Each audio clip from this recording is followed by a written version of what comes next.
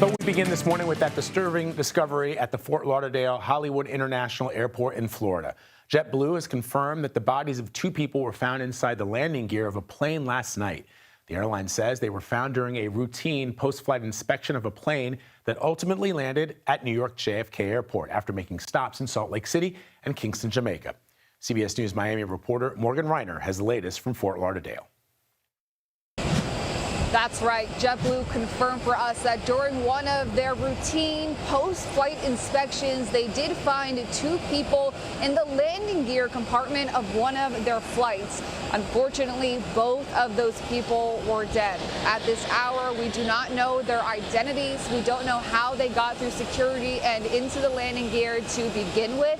We do know that the flight came from JFK in New York, which is about a 3-hour flight time. JetBlue added that this is a heartbreaking situation, that they are committed to working closely with law enforcement to figure out exactly what happened here. You know, for hours overnight at Fort Lauderdale International Airport, passengers, people arriving here at the airport did see a medical examiner, a crime scene van, several Broward County Sheriff's Office deputies. You can see behind me now, operations are back to normal here at the airport. It's been very busy all morning long. Of course, we will let you know as soon as we get any more information about this deadly investigation. Back to you. All right, Morgan, thank you very much. Appreciate it. Let's bring in CBS News senior transportation correspondent Kris Van Cleave to talk more about this. So, Kris, we gave some details at the top there about the flight, but what else do you know?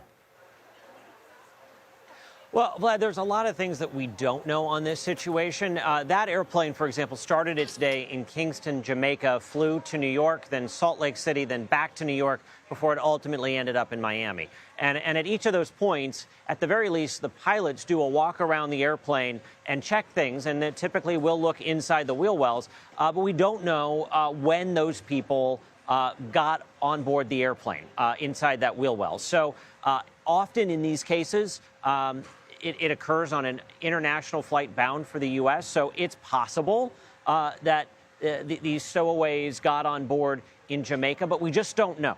And that raises some questions that need to be answered. When did somebody have access to the airplane, and who were they? Were they people who were perhaps employed at the airport who would have had some access to the aircraft, or did they breach security?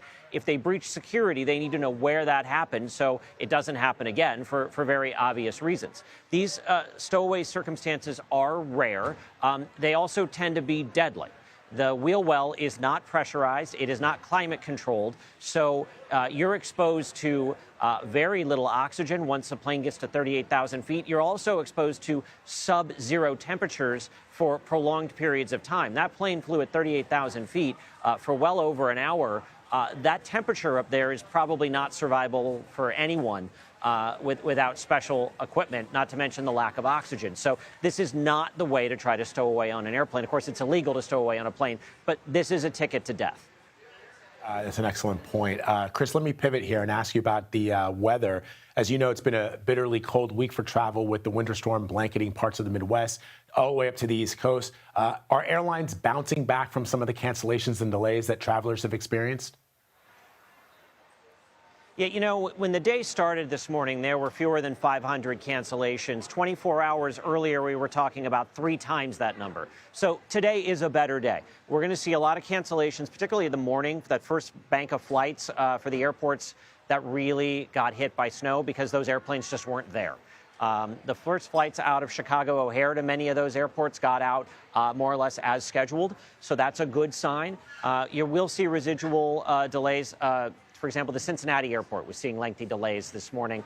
Denver is seeing snow. You have windy conditions in the New York City area. That's never good news for Newark and LaGuardia. So there are going to be some challenges today. It's going to be a better day likely than it was yesterday. You still may see more delays than you would normally see.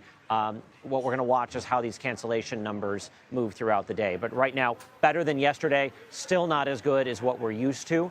And that may not come until tomorrow. But as soon as things are sort of reset and back to normal, we're going to start talking about weather disruptions probably in the south, like Dallas in particular, as another storm moves towards the East Coast by the weekend. So it's just going to be a challenging week for flyers and certainly a challenging week for drivers in the areas that are getting the severe weather, too. All right, Kris Van Cleave for us this morning. Kris, thank you very much.